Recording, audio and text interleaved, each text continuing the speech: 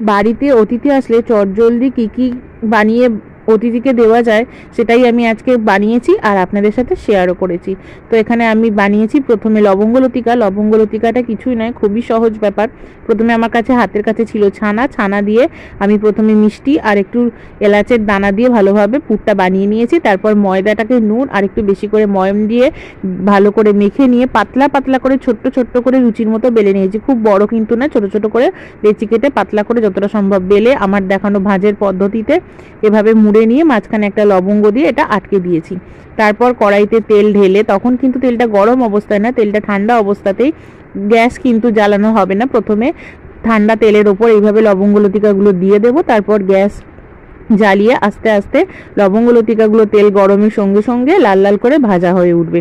এইভাবে সময় নিয়ে একটুখানি মিনিট 15 দিয়ে লবঙ্গ লতিকাগুলোকে লাল লাল করে ভেজে নেব। আর ততক্ষণে একটা চিনির শিরা আগেই বানিয়ে নিয়েছি, কিছুই না, জল 1 কাপ পরিমাণে আর চিনি 1.5 কাপ পরিমাণে, এই মাপে জল শিরাটা বানিয়ে নিয়েছি জল দিয়ে।